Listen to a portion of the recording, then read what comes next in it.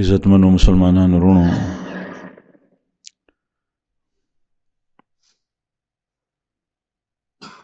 تیرې جمعې نه وړاندې جمعه د سیرت بسلسله کې حضرت عبدالرحمن ابن عوف رضی الله عنه سریه چې رسول الله صلی الله علیه وسلم دومة الجندل د زینوم دی او په طرف د شمال له په سعودي جزیره کې جزیرة العرب کې د هغې تذکره بیانې ده. بیا دا تېره جمعه پکې ناغه راغله د سفر په وجه. دا ذکر شوي وه چې رسول الله صلی الله علیه وسلم په دغه سریه کې حضرت عبدالرحمن ابن عوف رضی الله عنه چې عشره مبشرو کې دی، هغه لس کسه چې یو ځای نبی کریم صلی الله علیه وسلم هغې ته د جنت بشارت ورکړی او د یو نوم یې اخیستی دی: ابو بکر فی الجنه، عمر فی الجنه، عثمان فی الجنه، علی فی الجنه، عبدالرحمن ابن عوف فی الجنه. لس کسان. دا لوی سعادت دی چې د الله پیغمبر چې په هغه وحی نازلیږي چاته ووایي چې دا په جنت کې دی. حالانکه رسول الله صلی الله علیه وسلم په مختلفو موقعو باندې چې د چا په باره کې د مرګ په وخت کې ویلی شوي دي چې دی جنت کې دی، نبی کریم صلی الله علیه وسلم منع فرمایلی چې داسې مه وایه، تا ته څه پته ده؟ ام المؤمنین حضرت عائشہ رضی اللہ عنہا په انصارو کې یو ماشوم مړ شو، وی فرمایل عصفور من عصافیر الجنه، دا د جنت په مرغیو کې یو مرغۍ وه. پیغمبر علیه الصلاة والسلام ورته وفرمایل تا ته څه پته ده چې دا ماشوم لوی شوی وی، د به څه عمل کولی؟ مطلب دا چې په دې ژبه باندې نبی کریم صلی الله علیه وسلم فرمایي دومره پابندي چې بغیر دلیل نه بس خبره نه کوي، او د جنت ته ننوتو دلیل له پیغمبر نه علاوه بل چاته پته نه لګي،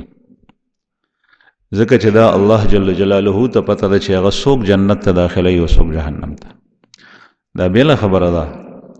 چې الله پاک ضابطه قرآن پاک کې بیان کړې ده: ایمان، اعمال صالحه، د ګناه نه بچ کېدل، دا د جنت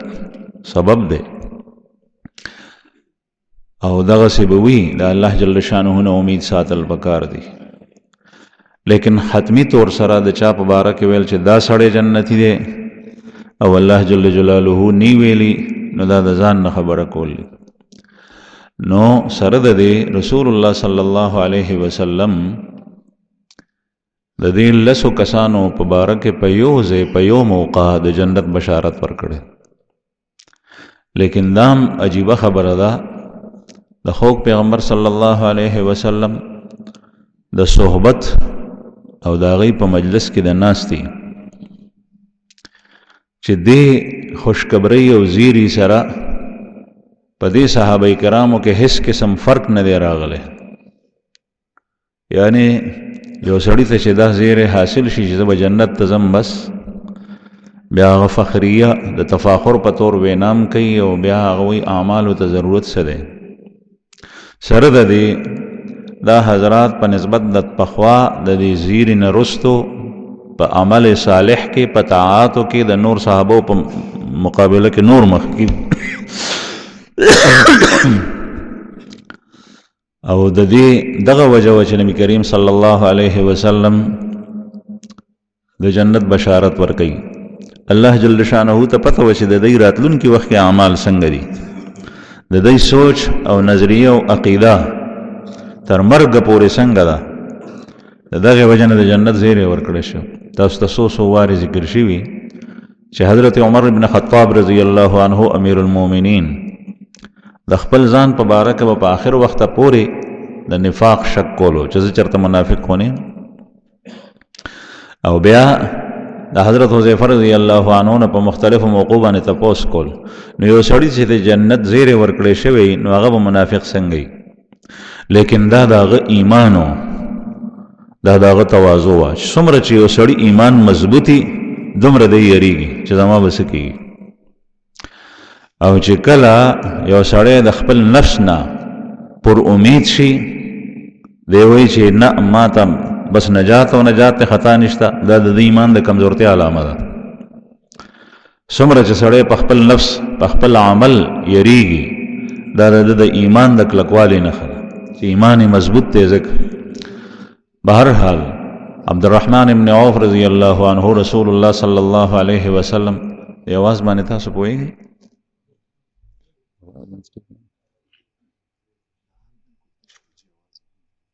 حال تشته نور کلم تشي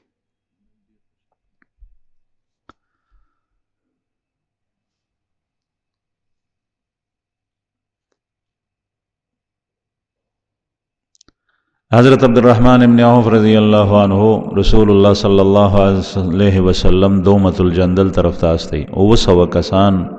صحابہ کرام دا وسرت او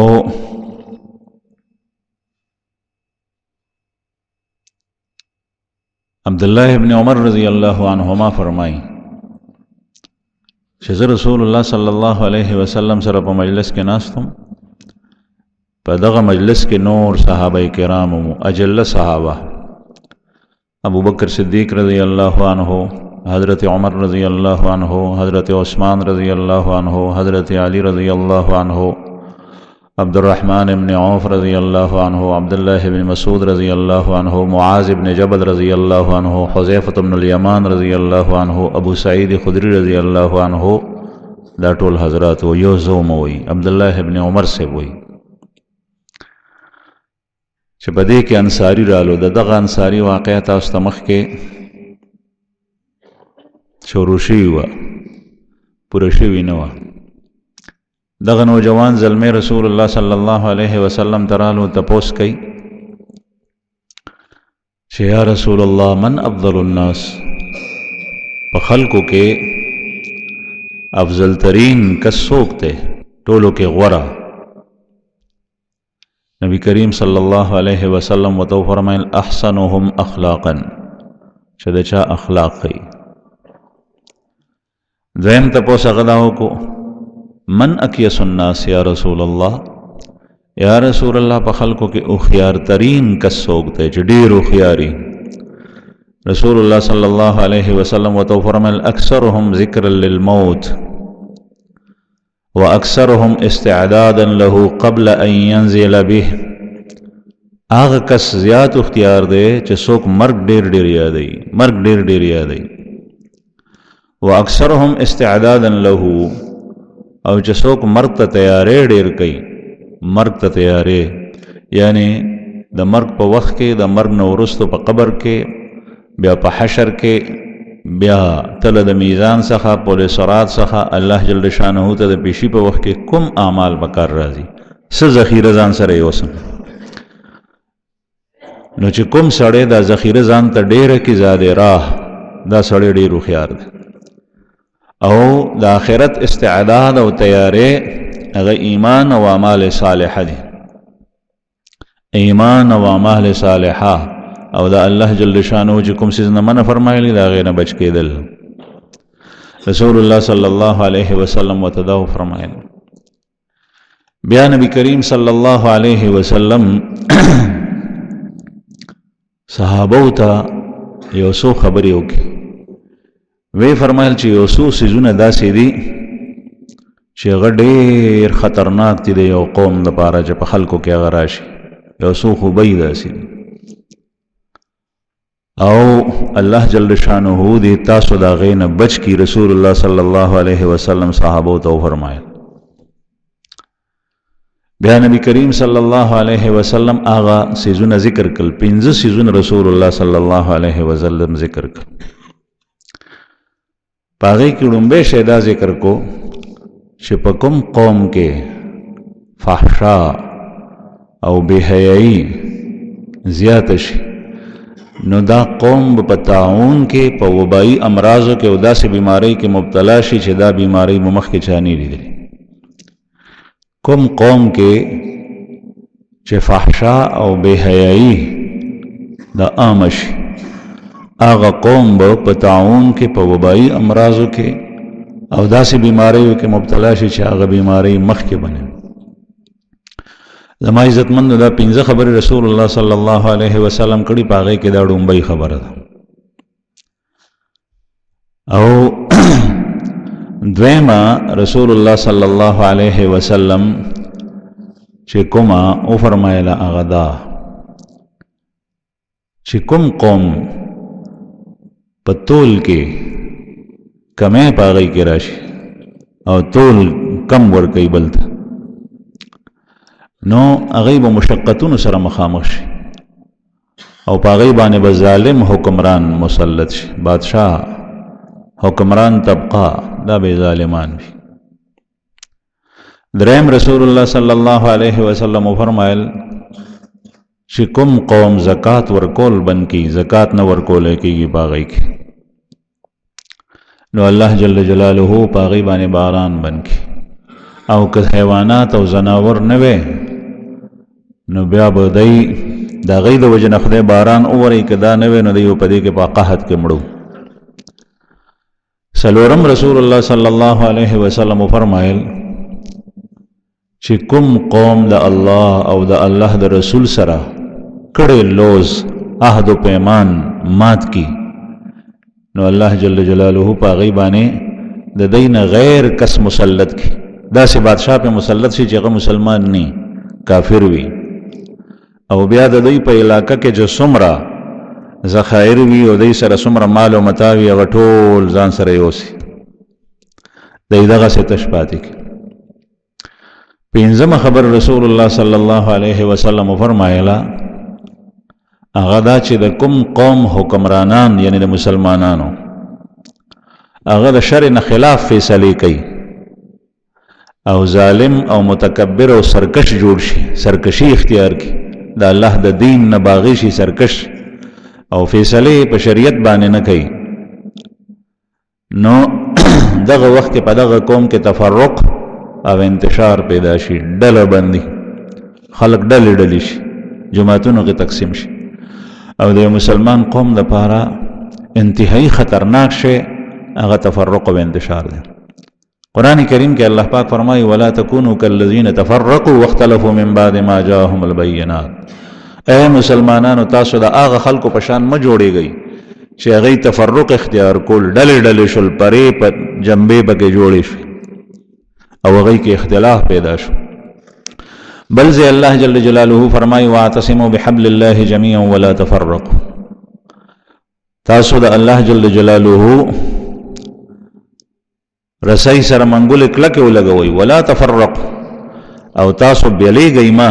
تفرق ما اختیاروئ. نو رسول الله صلی الله علیه وسلم فرمایل چې کله د قوم بادشاہ، حکمران، وزیر اعظم یا هر څه چې په هر زمانه کې مختلف نمونه دي چې د چا په لاس کې اقتدار دی، کله چې هغه د شریعت خلاف فیصلې شروع کړي، د شریعت خلاف فیصلې شروع کړي، نو دغه وخت کې په قوم کې تفرق پیدا شي.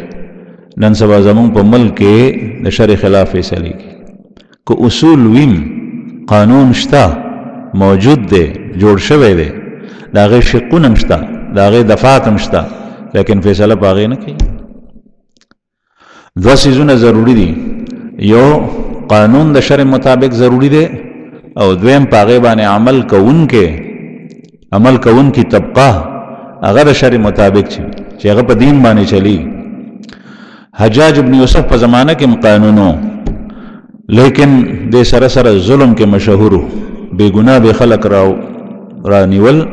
او په هغې به هغه قانون، هغه شقونه او هغه دفعات لاګو کول چې تا کې دا شی دی، او چې څوک دا شی کوي نو د هغه سزا دا ده، نو قتل به کو. دې معامله کې په هغه کې عدل نو، انصاف نو، ظلم و پکې نو. د رسول الله صلی الله علیه وسلم زمانې ته نږدې زمانه ده، د صحابو دور ته نږدې دور دی، لیکن سره د دې چې هغه د هغې خلاف چلیدو، نو که اصول او ضابطه ویم او سړی د هغې خلاف کوي، نو د شرع خلاف فیصلې چې کېږي د هغې انجام او نتیجه دی. نن سبا هر یو سړی سیاسی توګه باندې امداد چغې دي چې هر یو کس وایي موږ خپله صوبه بدله کړو. بعضې لیډران هغه دا ناره وایي. بلوچستان والا بلوچ وایي چې موږ دا بیل کړو، دغسې پښتونستان بیل شي، خیبر پښتونخوا والا، صوبه سرحد والا، هر یو کس. او په مذهبي توګه باندې هم تفرق او انتشار دی په امت مسلمه کې. نظریاتي طور سره هم اختلاف دی، جماعتي و انتظامی امور سره هم اختلاف دی. او چې کله اتحاد نی نو د الله جل جلاله نصرت ناراضي. د دې وجه څه ده؟ ځکه چې د شرع خلاف فیصلې د شریعت خلاف کی. رسول الله صلی الله علیه وسلم فرمایل چې کوم بادشاہ او د قوم مشر خلاف د شریعت نه فیصله کوي نو په هغه کې تفرق راشي، زړونو کې کینه، نفرت، بغض دا پیدا شي. د دوه کسانو په خپل کې محبت ناپید وي، دا سړي ډیر زیات کم وي، هر یو د بل نه بوګنیږي چې دا سړی ماته چې د ترخص خو نه وي او د مخ په خو نه وي، د دین یریږي. رور د رور نه، گاونډي د گاونډي نه، اولاد د مور او پلار نه، مور او پلار د اولاد نه، هر یو کس. نو آخری شی رسول الله صلی الله علیه وسلم هغه دا ذکر. او رنبه نبی کریم صلی الله علیه وسلم فرمایل چې په کوم قوم کې فحشا او بے حیايي ډیره زیاته شو، هغه قوم به طاعون او وبایي امراض او داسې قسم بیماریو کې مبتلا شي چې هغه به د هغې نه مخکې چا نه لیدلي. او زما عزتمند فحشا بے حیايي د حیا ختمېدل چې د ښځو پرده ورکه شي، د سړو د زنانو. نن سبا تاسو حالات ګورئ، بیا زنا چې کوم دی نو هغه کېږي د هغې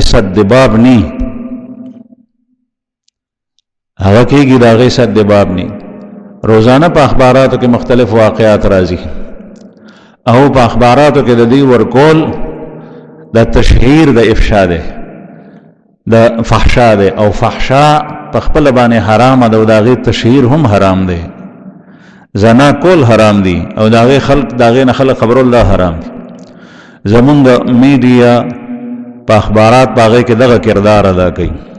رسول الله صلی الله علیه وسلم فرمایي که چېرې یو سړی په سترګو باندې وویني خو نصاب ګواهان پوره نی 4 کسه، نو دغه وخت کې دا نه وایي چې دې 2 کسانو زنا کړي، ځکه چې دې سره په معاشره کې خرابې خورېږي، فساد. او نن سبا معمولی وهم و ګمان باندې د میډیا کردار دا دی، اخبارات فلان کې ځای کې دا شو ډېمني ځای کې دا شو. دویمه دا چې کله فحشا او بې حیایي عامه شو، تاسو وګورئ زنانه سرتور سر دا بې حیاګیري لوپټه په سر باندې نه، او بیا خاص کر هغه زنانه چې کومه زمون په اسمبلی کې ناستي، که هغه صوبایي اسمبلی ده که هغه قومي اسمبلی ده، چې کله د قوم مشري د داسې خلکو لاسو ته لاړه. نبی کریم صلی الله علیه وسلم یو حدیث مبارک فرمایي چې کله ستاسو معاملات په مشورې سره حل کیږي، فظهر الارض خیر لکم من بطنها، پھر تمہارے لیے زمین کی پیٹھ اس کے پیٹ سے زیادہ بہتر ہے. بیا تاسو ژوندي ښیئ. او چې کله ستاسو معاملات ښځو ته حواله شول، ښځو ته، نو بیا تاسو دپاره د ځمکې خېټه هغه زیاته بهتر ده. او دا د ښځې خاوند په دې باندې فخر کوي چې زما ښځه په اسمبلی کې ده، زما لور په اسمبلی کې ده. د دې نه بېغیرتي حد درجې سي، بیا هغه سرتور سر ناست. نن سبا دا حالات تاسو وینئ په 8 مارچ باندې چې کوم ما ته خو تفصیل نه دی معلوم، خو چې څه کېږي پوره تفصیل نه نیم خبر، خو بې حیاګیري ده، فحشا ده. او دا د رسول الله صلی الله علیه وسلم د دې حدیث مبارک سره جنگیدل. قرآن کریم کې الله پاک زنانو ته فرمایي وقرن فی بیوتکن ولا تبرجن تبرج الجاہلیت الاولی، اپنے گھر میں بیٹی رہو اور جاہلیت کی طرف بناؤ سنگار کر کے باہر نہ نکلو. پخپل کور کې نہیں د جاہلیت د زمانے پشان بنزان جوڑ کے باہر اوزے، وختبر بن کے سر نه لوپټه وغورځي، او بیا چې کوم دی نو په دې حیات کې ته سړو ته مخامخ راځي، په روډونو باندې ګرځي، په ګاډي کې ناسته یا هر څه چې کې دا قرآن کریم د الله جل جلاله کلام د دین منع فرمایي. زه خو ویم چې کوم یو ښځه ته دا آیت چا مخکې کو هغه د دین انکار کوي او خپل خبره د هغې په مقابله کې بیا کوي دا مسلمانه نه ده. تاسو به ځان سره کافر کی. که نورې زنانه وي زمونږ بلخ الحمدلله دا علاقه ښه ده، لیکن په دې کې هم بې حیاګیري شته په ښار کې. او چې په دې دعوه کې کوم یو ښځه د دې سره شو د قرآن پاک آیت دې ته ورسېدو یا نه دی رسېدلی او دا نه مني چې دا شته، نو دا د قرآن پاک د آیت نه انکار کوي او د قرآن کریم د آیت نه انکار دا کفر دی. زما عزتمند عرض مې دا کولو چې دا فحشا رسول الله صلی الله علیه وسلم او رب العالمین هغه فرمایي چې زنانه په کورونو کې ښې دي، وقرن فی بیوتکن، پس کورونو کې قرار ونیسئ. کور کې قرن مضبوطې دې ته ویلی کېږي چې کلک شئ په کور کې. ولا تبرجن تبرج الجاهلیة الاولى، د ضرورت لپاره تللی شي، ضرورت لپاره تللی شي او هغه به بیا څه کوي؟ حجاب. یو ستر دی زما عزتمند، یو حجاب دی. په دې کې فرق وپېژنئ. په عربی دا دواړه الفاظ د عربی دی، الستر والحجاب. یو ستر دی یو حجاب دی. موږ ورته ستر وایو. ستر څه ته وایي؟ ستر دې ته وایي چې د زنانه د بدن کوم اندامونه پټول دا ضروري دي، کوم اندامونه پټول دا ضروري دي په هر حال کې، دې ته ستر وایي. مثلا چې په کور کې زنانه نو د دې مخ او د دې دا لاسونه د دې موټیونه بهر دا څرګندولی شي او مخ څرګندولی شي. په کور کې دننه چې دا د پلار د رور د زوی سره وخت تېری په هغې کې به د دې دا ستر وي. دا مټې به نه بربنډئ، دا سینه او شا به نه بربنډئ، دا پنډۍ به نه بربنډئ، دا د دې ستر دی. دا چې په موس کې ولاړې سر به یې پټ وي، ټول بدن به نور پټ وي، مخ بربنډولی شي. مخ چې کوم دی نو هغه څرګندولی شي، دا ستر دی. یو دی حجاب. مونږ حجاب ته ستر وایو چې زنانه ستر کوي او که نه. حجاب دا دی چې د سر نه تر خپو پورې د زنانه ټول بدن پټ وي. امام ابو حنیفه رحمه الله فرمایي چې د خپو قدمونه دا به پټ ساتي، د سر نه تر خپو پورې ټول بدن د دې پټ وي، دې ته ویلی کېږي حجاب. مخ هم پټ وي، هر یو اندام د دې پټ وي. دا هغه وخت کې دی چې کله دا بهر ته ووته او د اجنبي سړي مخامخ شو نو بیا به د دې حکم حجاب دی. د دې اول ستر چې کوم دی نو هغه د دې خپل لباس دی. بیا دویم ستر هغه د دې د کور چار دیواري ده. بیا دریم ستر چې د ضرورت لپاره ځي نو هغه د دې په 3 میله کې دننه ځای دی چې هغه وتی شي. بعضې حدیثو کې 1 میل راځي او چې کله مسافت د سفر باندې دا اوزي نو دا په بورخه کې او په پړونو کې او د سر نه تر خپو پورې پټم بغیر د محرم نه یا بغیر د خاوند نه دا نشي تللی. دا د دې پرده ده. دا د رسول الله صلی الله علیه وسلم احادیث او قرآن پاک وی. قرآن کریم کې ستر او حجاب دواړه شته او د رسول الله صلی الله علیه وسلم په احادیثو کې د هغې تفصیل دی. بعضې ملحد او زندیق قسم هغه هم ورسره ملګری شي، هغه هم د حجاب او د ستر تفصیل جدا جدا کوي د خپل ځان. قرآن کریم کې الله پاک د حجاب په باره کې فرمایي یدنین علیهن من جلابیبهن. زنانه چې کله بهر وځي نو دا د جلباب راښکته کړي او جلباب هغه پړونو ته ویلی کېږي چې د سر د چوټقې نه یې راواله تر خپو پورې پکې ټوله پټوي. جلباب یدنین علیهن من جلابیبهن قرآن پاک وایي. عرض مې دا کولو زما عزتمنو، بیا د خاوند دپاره د ښځې حکم جدا دی، د مور او پلار دپاره جدا دی. دا فرق شته، لیکن عام حالاتو کې کومه زنانه چې په کور کې سرتور سر بربند وختو سره ګرځي راګرځي دننه بهر کېږي، د دې اثر په هغه ټول کور باندې کېږي، د دې په لوڼو باندې کېږي، د دې په اولاد باندې کېږي او سبا د دې دغه بچي الکان چې وي دی نه غیرت لاړ شي. د ښځه بیا داسې ځکه چې مور یې دغسې لیدلي ده او د دې لوڼه چې کوم وي نو هغه د مور روش اختیار کړي، د هغې په پل باندې پلک دي چې څنګه دې مور کړي دي نو داسې دام ده کوي، هغه چل د مور نه هغې زده کړي. نو زما عزتمندو د خپلو کورونو حیا او پرده دا انتهایی ضروری دي ساتل. رسول الله صلی الله علیه وسلم فرمایل دا نن سبا دا چوټ چې کومې خبرې راځي د زنانو په باره کې، زنانه په خپل ځای باندې خوند کوي. زما د بدن چې زه تاسو ته مخامخ یم نو تاسو ته انسان ته چې ګور انسان الله پاک خ پیدا کړی دی چې تاسو ته ګورم تاسو ما ته ګوري نو سترګې په خپل ځای دي پوزه په خپل ځای ده لاس په خپل ځای دي او په دې خېټه کې مې کلمې دي ولرې دی او په دې باندې الله جل جلاله سرمن اچولی ده که زما دا خېټه شلېدلې وي دا کلمې ته بهر وي نو تاسو ما ته کتې شوې تاسو به داسې ګندې حدیث مبارک کې راځي چې په جهنم کې به یو سړی داغه د لرې کلمې به داغه نه بهر پرتی او دی به داغه خپل کلمونه داسې تاویږي لکه خر چې په غاڼۍ باندې تاویږي د تیلو غاڼۍ باندې د تیلی خر تاویږي د ده په تماشه بشي خلک مړي خو به نه جهنم کې الله مدې وساتي جهنم کې مرګ نشته ټول مصیبتونه دي عذابونه دي تکلیفونه دي مرګ پکې نشته دنه به خلک تاسو کوي چې دا ته په کوم مصیبت کې گرفتار یې ستا خدا ناشنا عذاب دی به ورته وایي چې ما به خلکو ته د خو خبرو امر کولو او په خپله به مې هغه کارونه نه کول بل ته مې د حیا وي او په خپله مې په کور کې حیا نه وه بل ته مې د پردې وي په خپله مې په کور کې پرده نه وه وغیره وغیره او خلک به مې د فحشا نه منې کول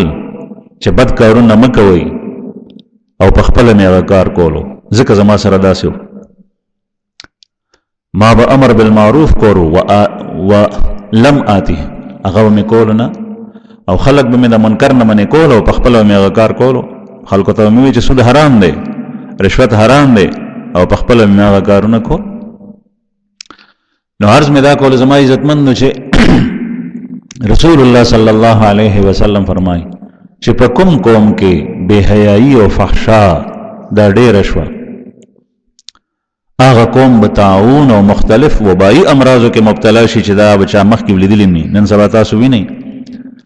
کورونا وایرس ته کس شی دی هغه پیدا شو نو فحشا په ملکونو کې خوره ده نن سبا چې کوم فحشا ته رسېدلی دی بربند لغړ ګرځي په کپړو کې ورته ګرځېدل خور نه ورکوي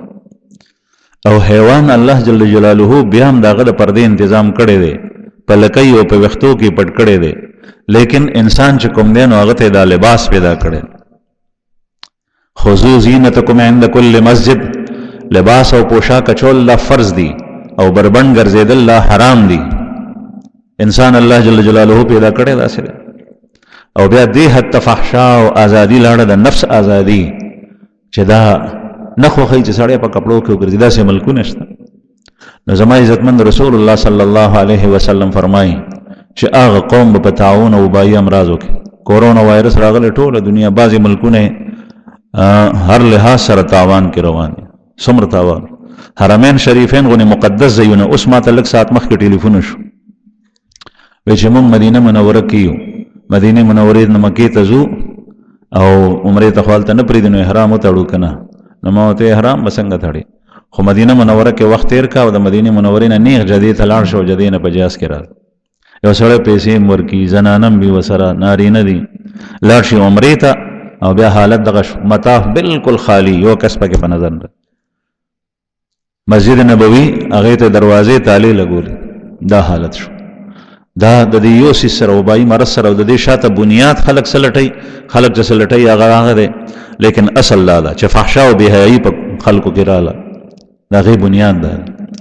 دویم رسول الله صلی الله علیه وسلم فرمایل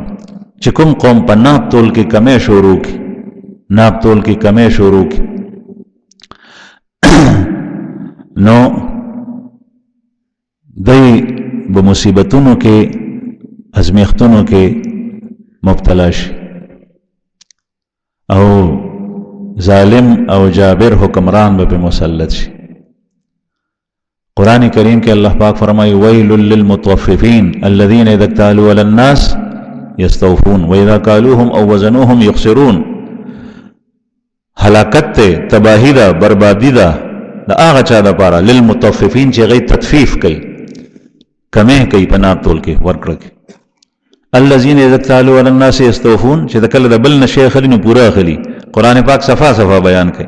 واذا كالوهم او وزنوهم يخسرون او چې کله بل ته ورکوي نو بیا خساره کم ورکوي ډېر کسان داسې دي الا ماشاء الله دا الله جل شانه نیکان بندگان هم شته په هر دور کې شته اوس هم شته لیکن عام طور سره کوشش دا دی چې زه بل ته ورکوم چې کم ورکم او چې د بل نه اخلم نو پوره اخلم زه وړوکی وم والد صاحب سره مې یو ځل لاړم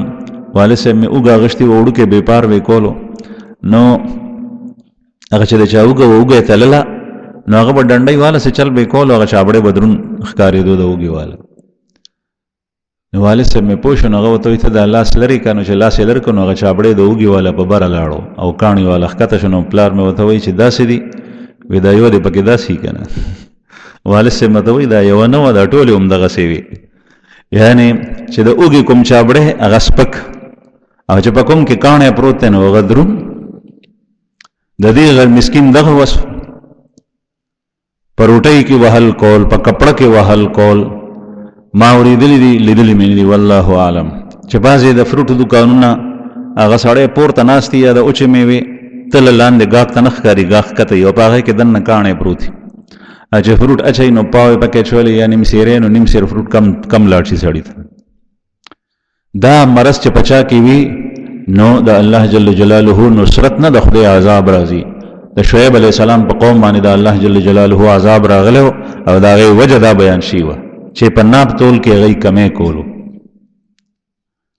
په هغوی باندې دا عذاب راغلی نو رسول الله صلی الله علیه وسلم فرمایل چې دا چې شی په چا کې راشي نو په هغوی به مصایبو سره او تکالیفو سره مخامخ شي مشقتونو سره نه سبا څومره مشقتونه دي دغه کس چې کوم بل ته کم ورکوي د ده په کور کې ته وګوره خوشحالي شته قطعا نه د ده په مقابله کې هغه کس چې هغه سره مال نشته پیسې ورسره نشته هغه خوشحاله دی اطمینان سره دی صفا وینا کوي او د رسول الله صلی الله علیه وسلم د زمانې نه مخکې داسې خلک تیر شوی دی چې په هغوی کې بعضې کسان داسې وو نو الله پاک د هغوی سره امتیازي سلوک کړی یو حدیث مبارک کې راځي رسول الله صلی الله علیه وسلم فرمایي چې یو سړی و د هغه غټ کاروبار او تجارت و په هغې باندې شاګردانو یا غلامان مریان هغه ناستو کینولي وو هغوی ته دا باقاعده دا خبره په کلکه کړې وه چې کوم سړی تاسو څخه راشي او سودا د نه واخلي او هغه وایي چې ما ته لغونې وګوره او پیسو کې راته وګوره دومره وخت پس به درکم نو ورته ګوره او دویم دا ورته ویلي وو چې که چېرې غریب سړی رالو او هغه وایي چې ما سره نشته زما ضرورت دی دا شی زه وړم خو پیسې را سره نشته نو هغه ته ورکوئ دغسې خالي مه پرېږدئ رسول الله صلی الله علیه وسلم فرمایي چې دغه کس الله جل شانه د مرګ نه پس ځان ته مخامخ ودرولو الله جل جلاله ته تپوس کوي چې زما بنده څه دروړي دي نو د سره هیڅ عمل نو نور وایي چې الله ما سره خو څه شته دی نه ما سره خو څه شته دی نه دغه شی ورسره ووتو انذار المعسر چې کله به فقیر رالو نو هغه سره به هغه ته به دغسې ورکوله سودا او کله چې به مالدار رالو هغه به تاخیر غوښتو نو هغه ته به وکتل هغه پیسې به مؤخر کې خیر دی قرض راک نو داسې کسان رسول الله صلی الله علیه وسلم حدیثو کې راځي مخکې راځي الله جل شانه د دې وجې نه دته بخښنه وکړه او دغه کس یې وبخ زما عزتمندو تاسو ته ما مخکې هم واقع بیان کړي وه کله چې د انسان زړه یې صفا شي بل ته د نقصان در پی نه وي د خیر رسولو نو الله جل جلاله یو کافر وي نو هم دته فایده رسوي محمد ابن جریر یو عالم زمون په اکابرو کې تیر شوی دی هغه طالب و ورسره بل ملګری و سبق یې وی او بیا چې کوم دی نو سودا به د یو یهودي نه وړه چې کله به ورسره پیسې ختمې شوې کور نه چې به څه وړي بیا به کور ته راتلل نو بیا به یې کور نه ځان سره یوړل نو یو ځل کور ته را روان و ملګری هم ورسره را روان دی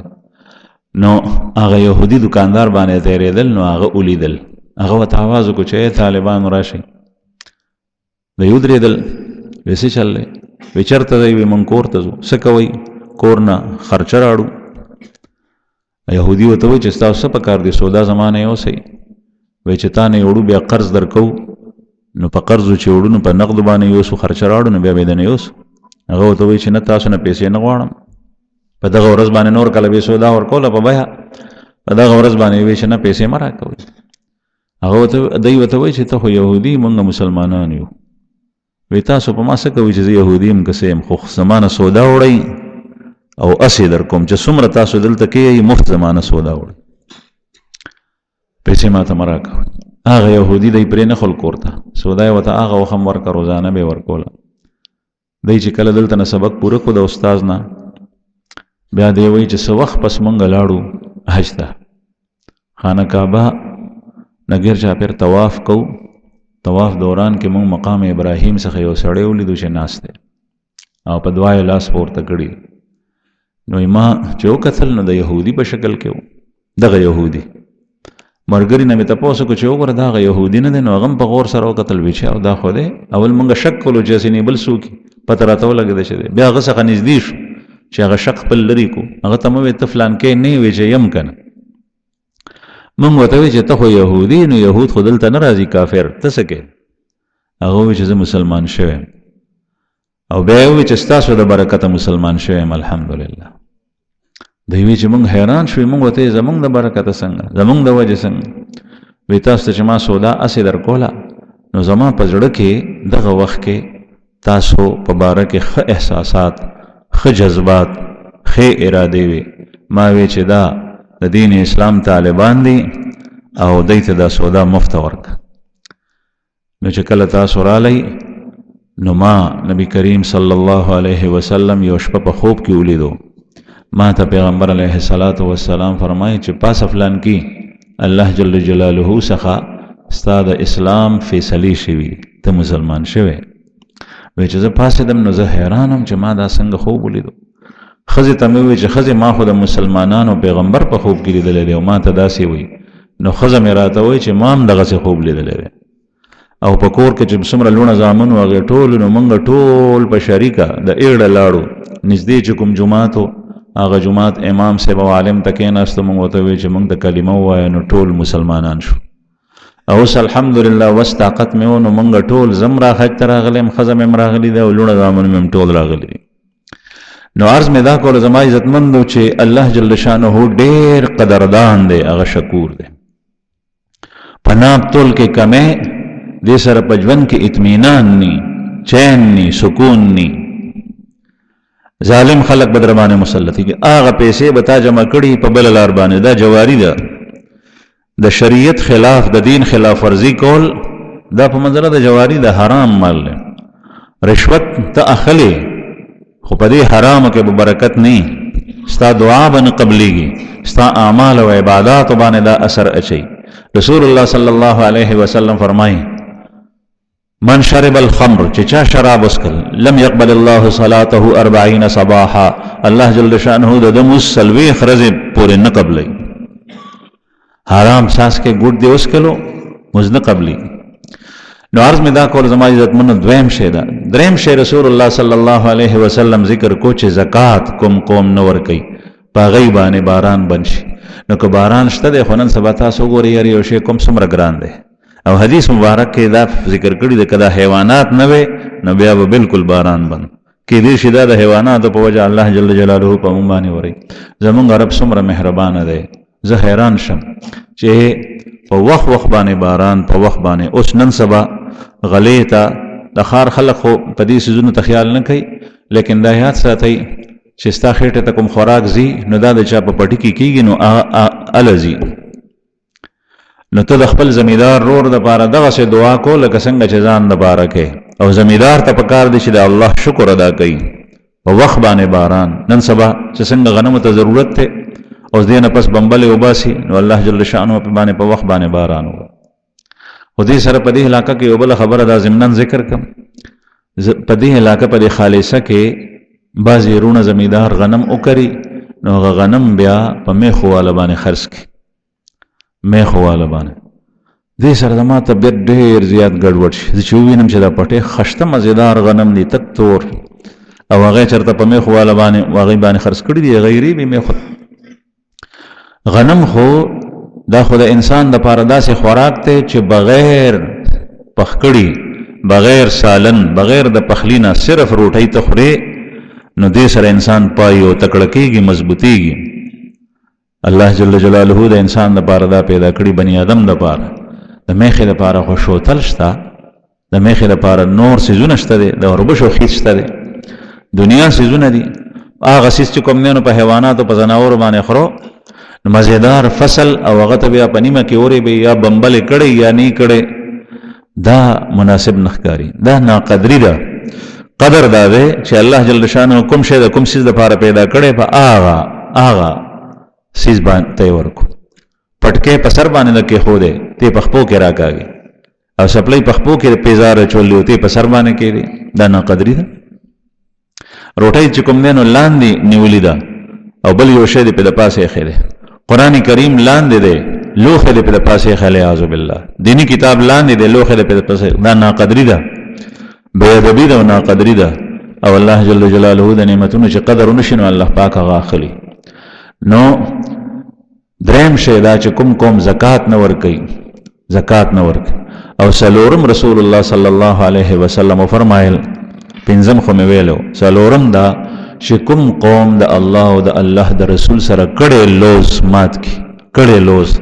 نو بیا به په د دوی نه غیر قوم نه یو ظالم مسلط شي او هغه به یې تباه کړي. بنی اسرائیل قرآن کریم کې په سورة النحل په ابتدا کې الله جل جلاله د هغې تذکره کړي د معراج واقعې پسې، چې هغې کې دا شی شروع شوی و. هغه زمانې په پیغمبر باندې ایمان و، لیکن د الله جل جلاله سره یې کړی لوز مات کو، الله پاک ته لوز اغشت. ما او تا د الله جل جلاله سره لوز کړی دی په لا اله الا الله محمد رسول الله کې. چې کوم یو مسلمان نه تپوس وکړي ته مسلمان یې غوي الحمدلله، او چې بل طرف ته نسبت وکړي نو هغه دې مرۍ ته لاس کوي. لیکن د الله لا اله الا الله وینا سره تا د الله جل جلاله سره لوز کړی، وعده دې کړي. هغه وعده دا ده چې یا الله زه به ستا د دین خلاف ورزي نه کوم، ستا چې څه وخت ما ته کوم حکم دی زه به هغه تا سره منم، او ستا پیغمبر چې کوم تعلیمات او ارشادات دي زه به هغه منم. لیکن چې ته کله د هغې خلاف کې د الله جل جلاله سره کړی لوز ماتول. او رسول الله صلی الله علیه وسلم فرمایي چې یو حدیث مبارک کې راځي چې کوم یو غدر کوونکی یو لوز مات کی، لوز کړی غدر یې وکړو، نو د هغه په ورځ د قیامت یو جنډۍ او د بعضې جنډه به د کوناټو سره لګېدلي او ټول خلک به د هغه په تماشۍ. دا به څومره ذلت او رسوایي چې د لویو بولو په ځای کې د هغې جنډې هغه ډانډې، دا هغه کس چې چا لوز کړی او هغه یې مات کو. مثلا چا سره دشمنی وه، لوز وشو، روغه وشوه، بیا د هغې نه پس هغه ماتوي، هلته به ده ته پته لګي. او چې کله ته مسلمان نو تا د الله جل جلاله سره دا هر څه منلي دي، د محمد رسول الله صلی الله علیه وسلم رسالت او نبوت تا منلی دی، او د هغې ټول تعلیمات او ارشادات تا هغې سره منلي. نو زما عزتمندو رسول الله صلی الله علیه وسلم په دې موقع باندې دا ارشاد فرمایلو. بیا عبدالرحمن ابن عوف رضی الله عنه هغې راوغوستو، هغه په سر باندې پټکی په سر وغی لري کو، تور پټکی ورته په سر کو، وی دا تور پټکی ډېر مزه کوي، دا خبره ما مخکې هم کړې وه. او بیا رسول الله صلی الله علیه وسلم د الله جل جلاله حمد و ثنا بیان کړ، او په خپل ځان باندې صلات وی، درود شریف. دې نه معلومه شوه چې څنګه درود استول د مسلمانانو لپاره امر دی، دغسې په خپل پیغمبر تم دا امر دی چې تم درود وایا. رسول الله صلی الله علیه وسلم مسکولو اللهم صل علی محمد وعلى آل محمد كما صليت على ابراهيم وعلى آل ابراهيم انك حميد مجيد اللهم بارك على محمد وعلى آل محمد كما باركت على ابراهيم وعلى آل ابراهيم انك حميد مجيد. دا حکم غیتم دی چې تم وایا. څومره لوی اعزاز او اکرام او څومره لوړه مرتبه الله جل جلاله ورکړي ده. نو حمد ثنا اوه، او دا غې نه پسې عبدالرحمن ابن عوف سره 200 کسان کل ویلاړ شه، او دا الله په لار کې جهاد وکړه، دا الله د دشمنانو سره وجنګېږه، او خیال کو خیانت اونکې، وعده خلافي اونکې، او لوس چې د چا سره کړی هغه مات نه کې، او د خلکو غوږونه او پوزه پرې نه کې، دې ته مسله وایي. د ټولو څیزونو نه یې منع کړو. د دین اسلام دا تعلیمات دي، خلق مسله نه کې او ماشوم قتل نه کې، دا د رسول الله صلی الله علیه وسلم تعلیمات دي. او وی فرمایل چې دا د الله او د الله د رسول عهد دی، دا مماتو، دا لوز دی، یعنی دا کارونه د احکام. دې نه معلومیږي چې هر یو حکم چې خدای مسلمان ته راستولی دا د خدای عهد دی، لوز دی. مسلمان دا منلی دی سر کې چې یا الله ته څه وی زه یې منم، او چې کله د هغې خلاف ورزي کوي نو دا ماتی. چې کله د لا اله الا الله محمد رسول الله اووی نو د الله سره دا وعده کړی دی چې زه به سود نه اخلم نه به خورم سودي معاملات به نه کوم او چې دی کوي د خدای سره کړی لوز ماتوي رشوت الله جل جلاله د الله رسول حرام کړی دی او دی د هغې خلاف ورزي کوي نو د خدای سره کړی لوز ماتوي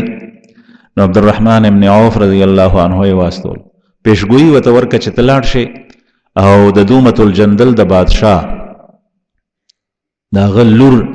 که چېرې د نکاح موقع پیښیږي نو خیال کو چې رستو نه شي هغې سره نکاح وکړه نو اصبغ ابن عمر هغه د هغې سردار و بادشاه چې کله عبدالرحمن ابن عوف رضی الله عنه لاړو نو یو ورځ دعوت ورکو په بل ورځ بیا په بل ورځ بیا نو د هغې چې کوم بادشاه او سردار هغه مسلمان شو اصبغ ابن عمر او د هغه سره چې کوم دی نو قبیله مسلمانان شو او د هغه لور و نو هغې سره تمازر نوم و د عبدالرحمن ابن عوف رضی الله عنه صحابي نکاح ورسره وشو او حضرت سلم ابن عبدالرحمن رحمه الله دا مشهور تابعی دی جلیل القدر د مدینې منورې په تابعینو کې دا د عبدالرحمن ابن عوف زوی رضی الله عنه دا دغه ښځې نه پیدا دی رسول الله صلی الله علیه وسلم ته مدینې منورې ته رالو نو زما عزتمندو عرض مې دا کولو چې کله ظاهري اسباب د یو څیز یو شان وي او حقیقي اسباب د هغې بل شان د بیماریو د امراضو د ګرانیو مونږ دا وایي دا وشي دا وشي دا وشي دا شی به لر شي د هغې چې کوم حقیقي اسباب دي هغه لټول غواړي هغه قرآن پاک الله جل جلاله او رسول الله صلی الله علیه وسلم په خپلو احادیثو مبارکو کې بیان کړي دي چې په هغې باندې عمل وشو نو انشاءالله د الله جل جلاله نصرت او رحمتونو او برکتونو اوسم په د مسلمانانو په سر د پاسه دي او چې څه وخت دا حجابات لري شي نو خدای خپل برکتونه نازل کړي واخر دعوانا ان الحمد لله رب العالمین